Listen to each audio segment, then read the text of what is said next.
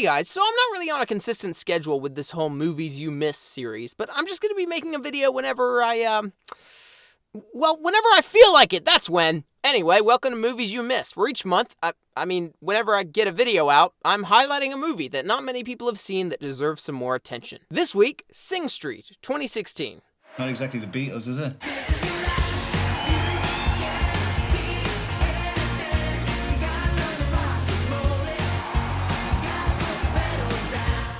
I actually love this band.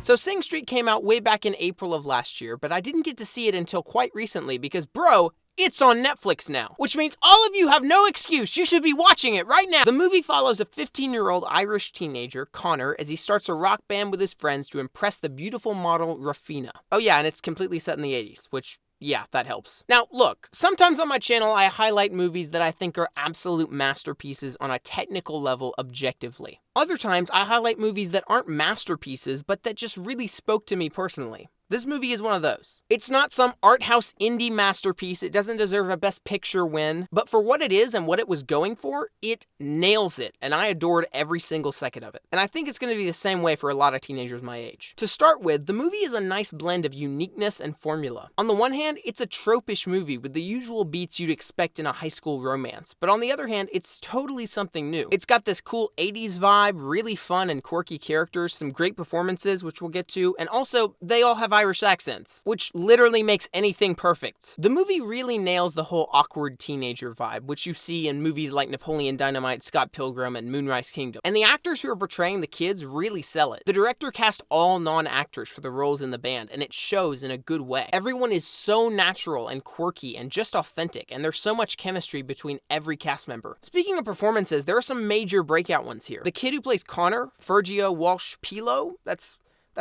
a real name, is totally gonna blow up sometime soon. He's an amazing singer and performer, he's perfect in the role, and he's definitely a gem. Plus, the girl who plays Rafina, Lucy Boynton, is great as well. Apart from that, Jack Raynor, who was at one time gonna be playing young Han Solo,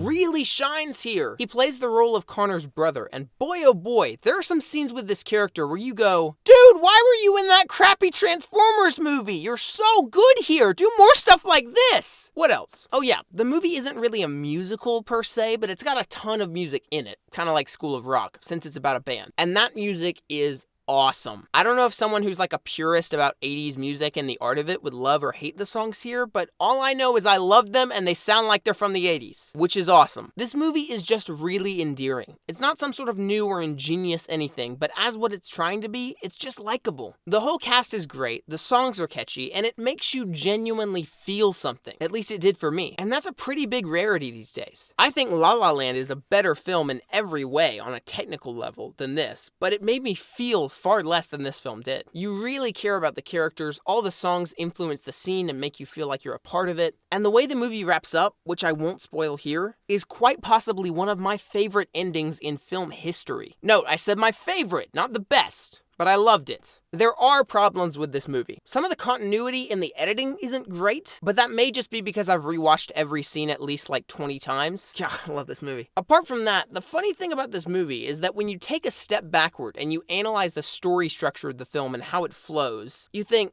oh wow, some of this could have been cut and some of it was a bit rushed. But when you're actually watching the movie, you're so invested in it that you don't really notice or care. And I think that's a bit of a compliment in a way. So yeah, Sing Street is one of my favorite films of all time. And I recommend everyone check it out on Netflix because it's endearing and emotional, the music is great, and the cast is quirky and hilarious. That's about it. Thanks for watching, guys, and subscribe to see more of, stuff. Yeah, I'm doing video essays, I'm doing funny, dumb, sarcastic videos, I'm doing this series, I'm doing other stuff. So, subscribe. What do you have to lose? And again, thanks for watching.